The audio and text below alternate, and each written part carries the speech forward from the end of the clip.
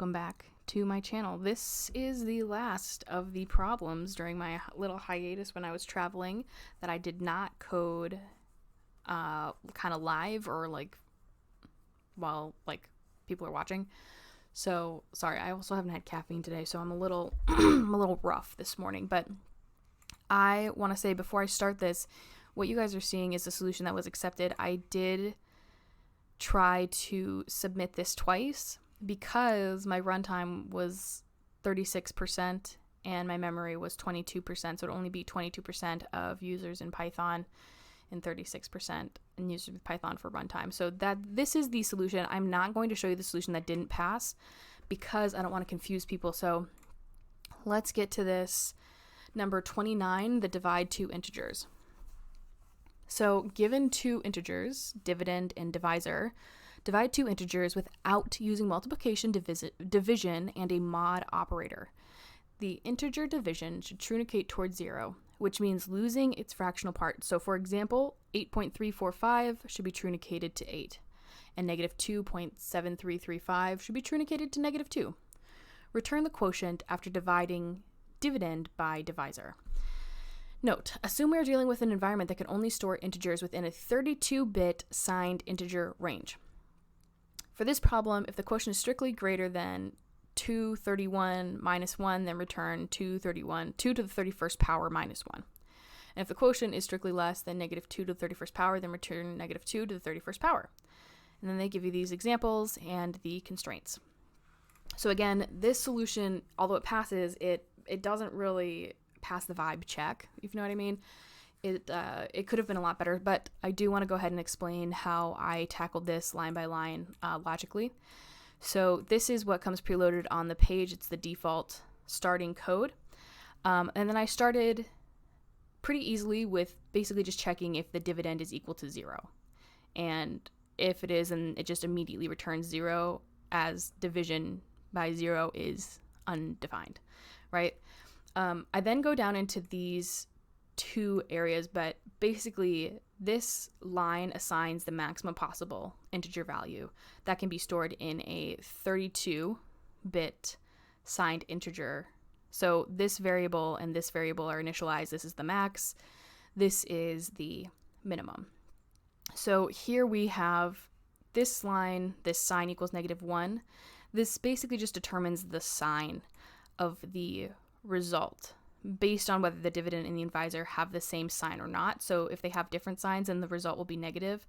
Otherwise, it's going to be positive.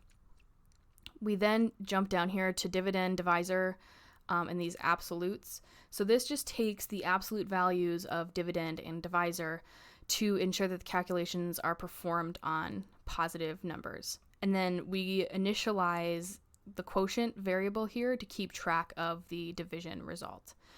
We then jump into this loop here, which starts basically as long as the dividend is greater than or equal to the divisor. That's what this does. Then we have temp divisor multiple. This line here, it initializes two variables, both temp divisor to store the current divisor and multiple to store the corresponding multiples of the divisor. So we then go down into this area, this while dividend. This line starts the inner loop that doubles the temp advisor and multiple without until doubling the temp advisor doesn't exceed the dividend. So we then here subtract the temp advisor from the dividend, and then here we add the value of multiple to the quotient, keeping track of the number of times the divisor fits the dividend. And then lastly, we return the min max sign quotient int min int max.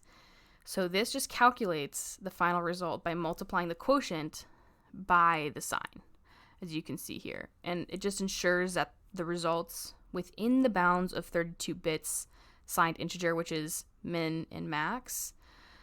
So basically, we just calculated the division of two integers, the dividend and divisor, without using division or the mod ops. And we are trying to consider all the various edge cases, including positive and negative numbers and integer overflow. And so the result, while making sure it's within the range of the 32 bits signed, integer. So again, could have done this better, but I think my logic makes sense to start, and I did try to redo it, and it did not work.